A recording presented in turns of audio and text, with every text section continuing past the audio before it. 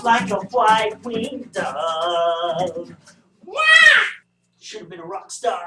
Okay, rules of probability. The first one we've already talked about a little bit. It's between 0 and 1. 0 stuff that doesn't happen, 1 stuff that does. I hate to keep hammering that, but eventually we're going to talk about p-values, and the p stands for probability. They are probability values. And students get so locked into the math behind it that they'll forget the probabilities between 0 and 1, and I'll get answers like 1.7.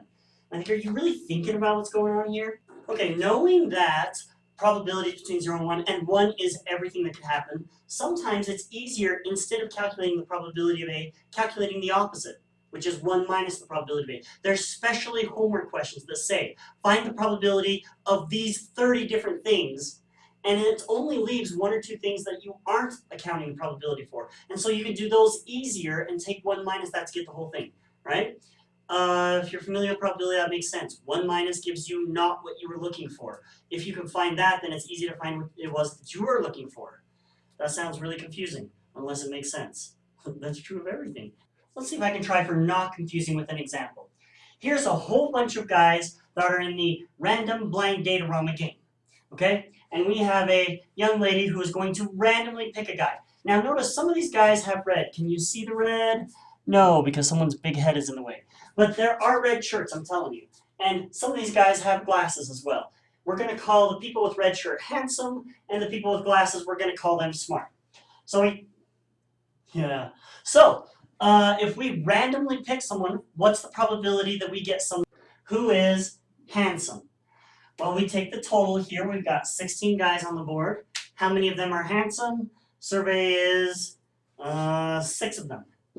There are 6 red-shirted guys on the board. So 6 out of 16 would be the probability of handsome. Now, if I want to know the probability that I pick someone who is not handsome, what do I get?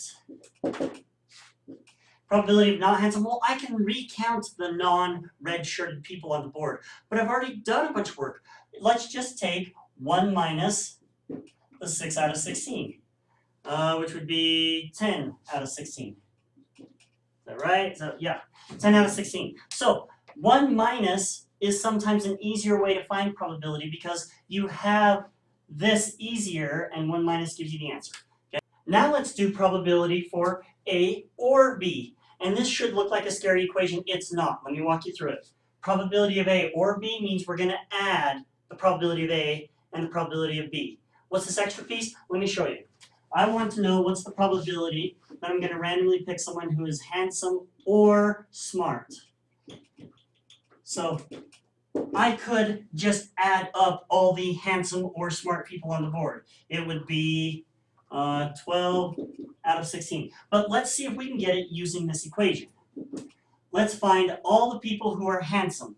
Handsome people is 6 out of 16. We just did that a minute ago. And let's count up how many people are smart.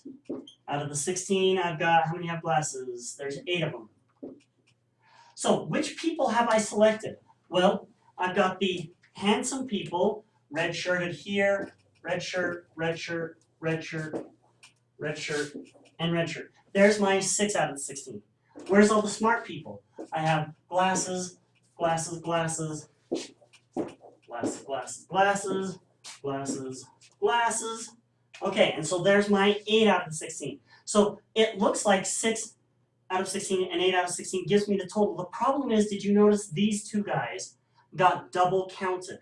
I counted them when I was counting up handsome people and smart people. So I need to take out the fact that I have double counted them.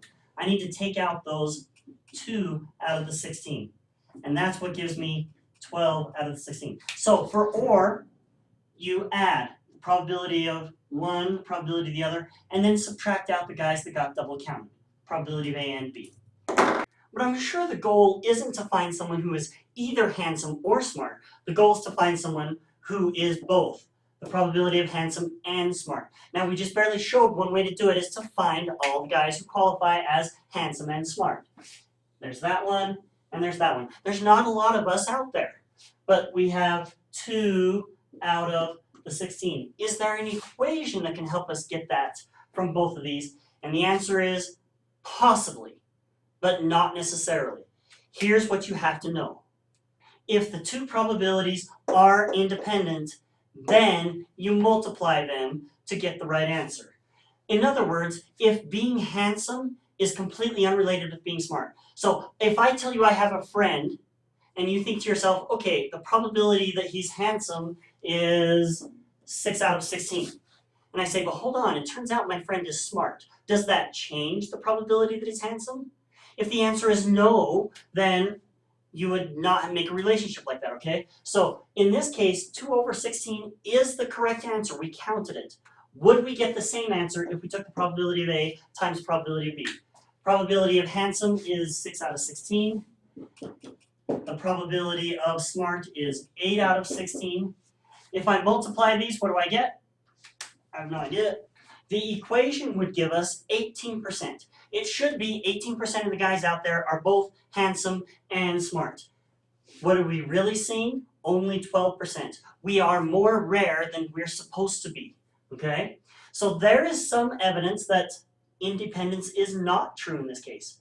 Now, if you're thinking to yourself, hold on, this is a sample of only 16 guys, maybe just by luck you didn't get enough, great. You are thinking of the chi-squared test, which we are going to do many weeks in the future, okay? For right now, I just want you to know this rule. If it's independent, this equation works perfectly. If it is not independent, then you have no nice equation. If you actually have the data, you can try to count it up like we did here and come up with an answer, but otherwise you're stuck and you can't do the question.